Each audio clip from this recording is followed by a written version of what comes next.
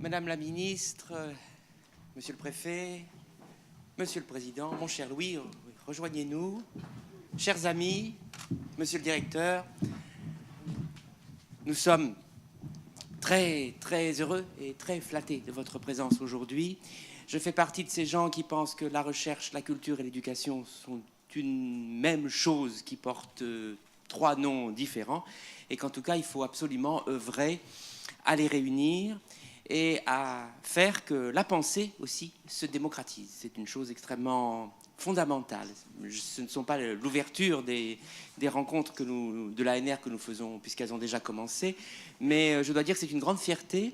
Et chaque année, votre présence à tous qui grandit me rassure absolument sur l'avenir de ce que nous faisons et sur les liens entre la culture, la recherche et la pensée. Je veux dire un petit mot très personnel. Catherine Courtet me propose chaque année de préfacer les rencontres. Ça me permet de lire, puisque je n'ai pas assisté, étant un petit peu occupé pendant le mois de juillet, à toutes les rencontres. Alors j'en suis tout à fait désolé. J'aimerais vraiment être dans cette salle plus souvent. Mais en tout cas, Catherine me propose chaque année de relire ces actes et je suis absolument ébloui. D'abord par la profondeur et l'exigence des recherches, mais aussi par la sympathie, par l'absence de frontières, par la volonté de rencontrer, par cette porosité qu'il peut y avoir entre des disciplines qui, quelquefois, a priori, n'ont rien à voir les unes avec les autres. Je dis bien a priori, car nous sommes bien sûr là pour prouver le contraire. Quelques mots simplement sur l'organisation de ces rencontres. Je vais essayer de retrouver mon marqueur rose. Quelques grandes lignes. D'abord, croyance, adhésion et conscience. Ça me semble trois mots qui attrapent assez bien un climat social très particulier. Passion, violence et pouvoir, ça, bien sûr, passion, violence et pouvoir, on dirait déjà un titre de Visconti. Donc, bien sûr, ce sera autour des damnés. Et le spectacle magnifique est en lui-même un objet de recherche et de pensée. Imaginer l'autre, je dirais que c'est presque le sous-titre du Festival d'Avignon, mais il sera encore présent et plus que jamais et de manière tout à fait renouvelée. Réinventer le réel, oui, ça pourrait être aussi un sous-titre du Festival d'Avignon. Réinventer le réel, politique, imaginaire et utopie. C'est bien de finir sur ce mot qui m'est très cher, mais qui peut créer des malentendus. Ce n'est pas une utopie que nous vivons au Festival d'Avignon. C'est bien une réalité. C'est une utopie vérifiée et nous l'offrons les uns aux autres. Merci d'être là. Merci à vous quatre. 3.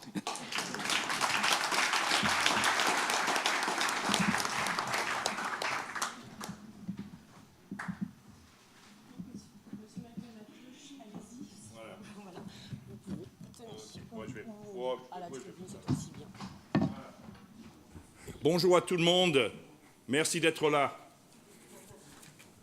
Je suis très content d'être là parce que l'ANR, l'Agence nationale de la recherche, ça fait partie de la vie. Ça fait partie, comme notre directeur de festival a indiqué, c'est toute cette interaction, ces rencontres, ces différents aspects de notre liberté. Dans une société libre, on a le droit de penser, on a le droit de créer, on a le droit de faire des choses. Et il me semble que l'Agence nationale de la recherche a toute sa place dans une rencontre de ce type à côté du Festival d'Avignon pour parler justement de ces interfaces, de ces rencontres. Merci donc à tous d'être là. L'ANR est ravi. Une nouvelle année qui renouvelle la confiance et la complicité que nous avons avec le Festival d'Avignon. Maintenant, c'est la 3e édition. Les liens importants, recherche scientifique, création, rencontre avec les publics et la société. Je pense que la recherche est dans la société, ça fait partie de la vie de la société. L'ANR, c'est quoi? L'ANR, ce n'est pas toute la recherche nationale, malgré son nom. L'ANR, c'est une toute petite partie de la recherche nationale, mais c'est une partie dynamique qui travaille autour de la notion de financement par projet. C'est quoi les projets? C'est un objet d'étude, c'est un calendrier et c'est un petit budget quand même pour le faire. Donc notre rôle, c'est ça, le financement de la recherche sur projet. Depuis 10 ans que nous existons, nous avons financé 14 000 projets. Dans cet esprit-là, un objet d'étude choisi en toute liberté par les chercheurs. Beaucoup de ces sujets ont été dans le domaine des sciences humaines et sociales. Il y a plus de 1350 projets qui ont été financés, j'ai les chiffres ici, 285 millions d'euros ces 10 dernières années autour des sciences humaines et sociales. De nombreux projets sont dans les domaines touchant à la création, aux arts, à la culture, en passant spectacle, les arts numériques, les arts plastiques, la télévision, la création théâtrale, cinématographique et autres. En général, avec un regard même plus large sur tout ce que sont des systèmes symboliques, et en particulier le regard qu'on peut porter sur tout cela. Ça porte sur l'ensemble des disciplines. On m'a donné une liste des disciplines, sociologie, anthropologie, droit, économie, gestion, philosophie, histoire, archéologie, musicologie, études littéraires, théâtrales, artistiques, linguistiques, psychologie sociale et cognitive. Et c'est une liste non exhaustive des différentes disciplines qui se sont réunies autour des projets. Les projets ont cette particularité de pouvoir réunir des personnes venant d'horizons différents. Et je pense que nos rencontres sont aussi de cette nature-là. L'ANR a 10 ans, et nous fêtons cette année nos 10 ans, et notre participation aux rencontres ici sont dans le cadre des 10 ans de l'ANR.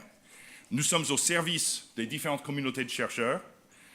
Nous essayons d'être professionnels dans ce que nous faisons, d'être lisibles et transparents dans notre façon de travailler, au service de l'excellence scientifique, quelle qu'elle soit. Les actualités pour nous, c'est notre plan d'action 2017, où il y a une part très importante laissée justement aux rencontres entre les disciplines, l'interdisciplinarité. Notre budget, Madame la Ministre, notre budget en hausse. Je ne pensais jamais que j'allais pouvoir dire ça publiquement. Un budget de l'ANR en hausse. On pensait que ce n'était pas possible, ces deux mots dans la même phrase. Voilà. Alors, et une promesse pour une augmentation supplémentaire pour le budget primitif 2017. Bien évidemment, ces engagements engagent ceux qui les reçoivent, mais qui ont le droit de les rappeler de temps en temps. Donc on va le faire. Voilà. Et vous savez que je ne confonds jamais le commissaire général et le président lié au festival. Il se trouve simplement que c'est le même.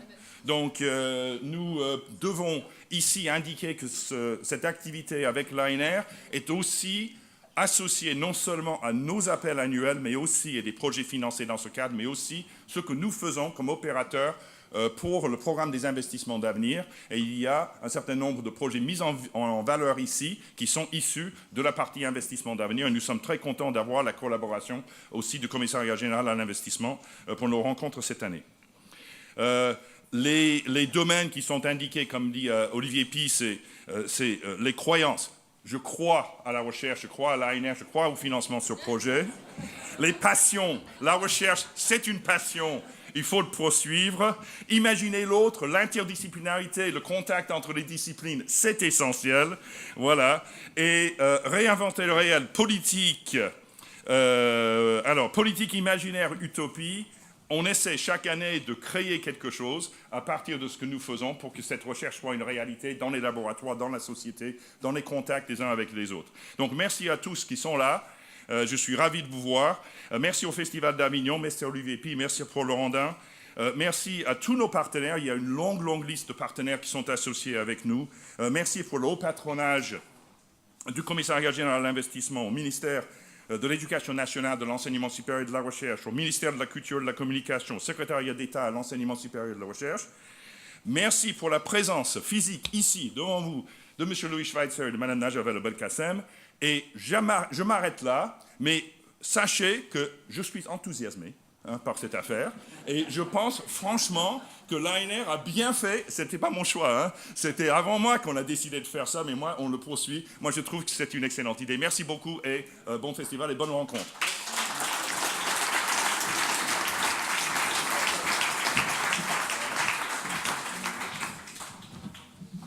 Bon, Madame la Ministre, Monsieur le Président, pour moi c'est la rencontre d'une passion et d'une conviction. La passion, c'est celle du théâtre. Pourquoi est-ce que j'ai une passion pour le théâtre? D'abord, les passions, ça ne s'explique pas. Il y a une partie qui est tout à fait irrationnelle, mais après, on essaye de comprendre pourquoi on est passionné. Et le théâtre, ça me passionne D'abord parce que c'est quelque chose qui évolue sans cesse, qui exprime la réalité à tout moment et dans la continuité. Je veux dire par là que dans la cour d'honneur, on voit une pièce tirée d'un film du XXe siècle, la comédie française Don Britannicus, qui exprime aujourd'hui aussi bien que les damnés de Visconti. Il y a une expression de la société par le théâtre qui est quelque chose d'absolument irremplaçable. Et puis le théâtre a une seconde caractéristique, c'est sa fragilité.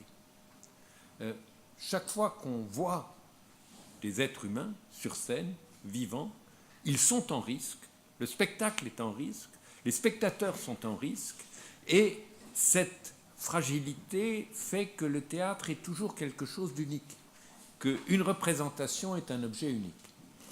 Et puis aussi parce que le théâtre est un lieu de partage. Au fond, on voit une société où chacun consulte son portable, son Wi-Fi, son iPhone, son Dieu sait quoi, et on a l'impression de gens tout à fait isolés.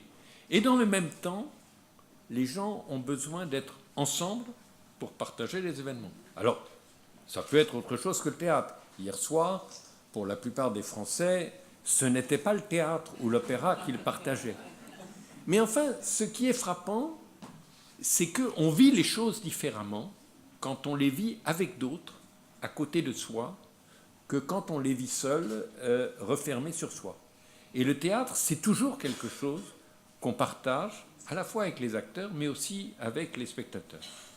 Donc, ça, c'est ma passion. Et puis, par une heureuse coïncidence, en ce moment, j'ai la chance d'avoir à distribuer un peu d'argent à la recherche. Et j'ai la chance, pour cela, d'avoir un excellent partenaire avec l'ANR et de ne pas être dans une situation, grâce au progrès du budget de la recherche, où nous bouchons des trous créés par ailleurs, mais au contraire, où nous faisons notre vrai métier, qui est de donner encore plus à ceux qui sont excellents. Le métier du programme d'investissement d'avenir, nous rendions hommage hier à Michel Rocard, qui est le co-inventeur du programme d'investissement d'avenir avec Alain Juppé. Le métier du programme d'investissement d'avenir, c'est de donner de l'argent à ceux qui ont 3 caractéristiques particulières. La première, c'est d'être excellent. Nous ne donnons pas de l'argent équitablement. Nous le donnons aux meilleurs. Le second, c'est de donner de l'argent à ceux qui innovent. Et ma conviction, quand on parle d'innovation, on pense le plus souvent aux technologies, mais je pense que dans les sciences humaines et sociales, et dans toutes les disciplines des sciences humaines et sociales, il y a des espaces d'innovation. Et puis le troisième mot, c'est la coopération. Et au fond, je pense sans doute qu'aujourd'hui, les sciences dites dures, les sciences dites traditionnelles, ne coopèrent pas assez avec les sciences humaines et sociales. Et que c'est un des facteurs qui explique le fait que dans notre société, la confiance dans la science et dans la technologie diminue. Autrement dit, que parce que cet accompagnement des sciences humaines et sociales au progrès des sciences et des technologies n'est pas assez bien assuré, n'est pas assez complètement assuré, la peur l'emporte sur la confiance. Alors je ne dis pas du tout que le métier des sciences humaines et sociales est d'être asservi ou complémentaire des sciences dites dures. Je dis simplement qu'il faut un équilibre à assurer, parce qu'autrement, la société ne se retrouve pas. Voilà, je ne voudrais pas parler longtemps, parce que, vous l'avez pressenti et vous le devinez, l'orateur principal, ce n'est ni Michael Matlows, quoiqu'il soit remarquable, ni moi, quoique je sois devant vous, mais la ministre à laquelle je vais céder la parole. Merci.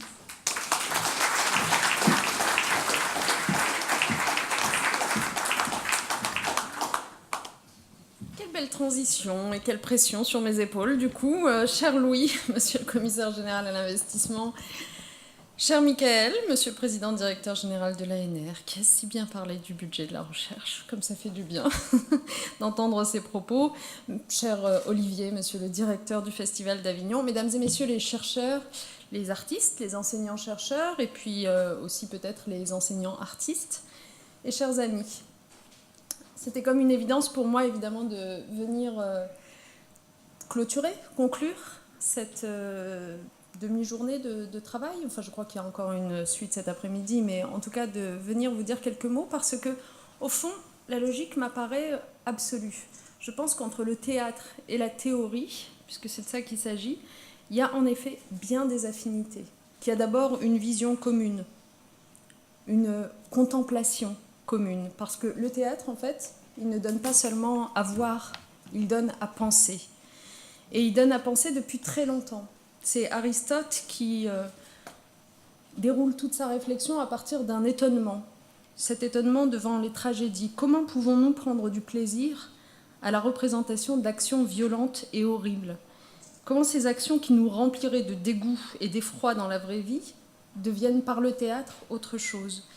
Et cet étonnement d'Aristote, qui n'est que le premier d'une longue lignée, eh bien, vous en êtes, en quelque sorte, dans cette salle, les héritières et les héritiers.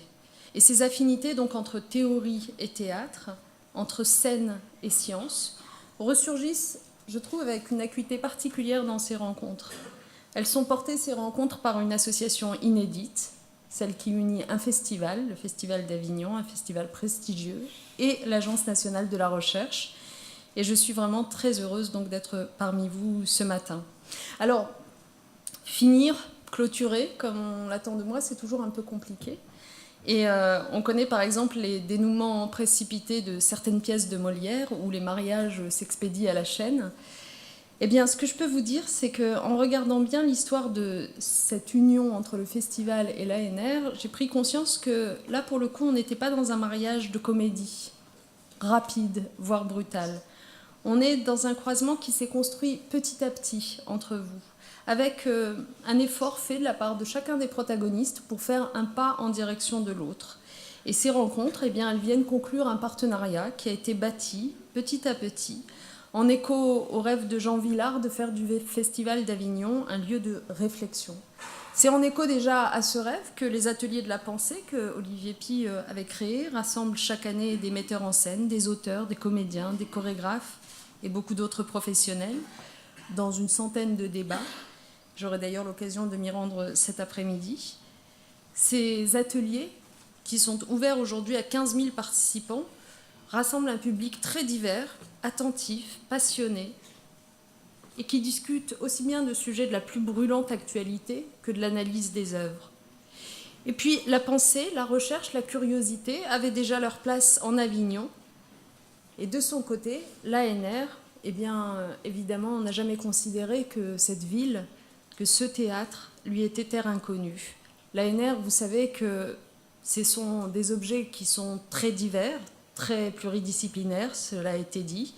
Ce sont les transformations des formes artistiques et littéraires, c'est le processus de création, c'est les conditions économiques et sociales de la production, la littérature, le spectacle vivant. Tout cela est analysé par des chercheurs qui sont soutenus par l'ANR. Et oui, clairement, il y avait beaucoup de choses à se dire entre ce festival et cette Agence nationale de la recherche. Alors, aujourd'hui, moi, ce que je veux mettre en valeur, un peu comme ceux qui se sont exprimés avant moi, c'est ce que vous avez décidé de retenir comme sujet. Parce que c'est vrai qu'à travers la place des croyances, oui, c'est l'appartenance d'un individu à une société et à une culture qui est interrogée. C'est vrai qu'en confrontant l'observation ethnographique d'une minorité salafiste au Sénégal et les transformations de la figure du monstre dans la fiction, ou encore le destin des héros tragiques soumis à la vengeance, eh bien, c'est l'entrelacement des passions, de la violence, du pouvoir qui est questionné. La norme, la transgression peuvent tour à tour être facteurs d'apaisement, de structuration sociale, de destruction, comme dans les damnés. Bref, ces rencontres, à l'instar, j'allais dire, de tous les spectacles programmés durant le festival, sont bien en phase avec les tourments du présent. Ces rencontres évoquent en réalité l'individu et les peuples pris dans les fers de l'histoire, de l'oppression, de la guerre. Mais en même temps, ces rencontres, elles ouvrent aussi l'espoir de la réinvention du réel. Et je crois que c'est en cela aussi qu'il y a un point commun entre les recherches, notamment en sciences humaines et sociales, et la création artistique. Elles ouvrent l'espoir de la réinvention du réel parce qu'elles permettent une pluralité d'interprétation du monde dans lequel nous vivons. Et c'est cette pluralité d'interprétation qui nous aide à rejeter une vision déterministe, fataliste de l'histoire et à dessiner un espace d'intervention politique. Évidemment, cet espace d'intervention politique, il intéresse aussi la ministre de l'Éducation nationale, cette fois-ci, pas seulement de la recherche, que je suis, parce que, bien sûr, vos travaux, mesdames et messieurs les chercheurs, vont avoir un impact aussi dans ce qu'on enseigne aux élèves, et en particulier, à travers un parcours d'éducation artistique et culturelle, ce qu'on enseigne, c'est tout simplement avoir une relation apaisée les uns avec les autres, à savoir se connaître mieux en connaissant les autres. Et je crois que ici, ce que vous êtes en train de dessiner, c'est aussi l'avenir de l'enseignement scolaire. Voilà pourquoi je suis très heureuse que l'Agence nationale de la recherche se soit jointe à cette opération. Je suis très heureuse aussi de pouvoir, à travers elle, saluer la pluridisciplinarité, car cela a été dit. J'y crois, je pense que dans les crises et les bouleversements que l'on traverse, nous avons besoin des arts et de la culture, et nous avons besoin d'une recherche sans frontières, d'une recherche qui ne soit pas cantonnée à une discipline, d'une recherche qui prenne le temps de se croiser et de s'entrelacer. Et c'est la raison pour laquelle notre stratégie nationale de recherche donne tellement d'importance à cette pluridisciplinarité. Je terminerai simplement, puisque Louis Schweitzer évoquait le programme d'investissement d'avenir, en me félicitant à mon tour, tout de même ce sont en effet de bonnes nouvelles, que dans le prochain programme d'investissement d'avenir auquel est consacré 10 milliards d'euros, eh bien, près de 6 milliards le soient à destination de l'enseignement, de la recherche et de la valorisation de celle-ci. Je veux me féliciter aussi, en effet, de ce que le budget 2017 prévoit bien une augmentation de moyens pour l'Agence nationale de la recherche, tenant en cela d'ailleurs tout simplement les engagements qui avaient été pris par le président de la République. Et puis, je veux me féliciter aussi du programme qui a été présenté récemment par le secrétaire d'État Thierry Mandon à l'enseignement supérieur et à la recherche, présentant 10 mesures en faveur précisément des sciences humaines et sociales que vous évoquiez, Monsieur Schweitzer. Je pense que nous devons en effet rendre à ces sciences humaines et sociales une place qu'elles méritent et qu'il faut en permanence défendre dans notre société qui est trop souvent tentée par l'utilitarisme de court terme. N'oublions jamais, ce sera mon mot de la fin, pour reprendre l'avertissement de Camus, que tout ce qui dégrade la culture raccourcit les chemins qui mènent à la servitude. Alors, créateurs et chercheurs, il est temps d'occuper la scène. Nous comptons sur vous. Merci.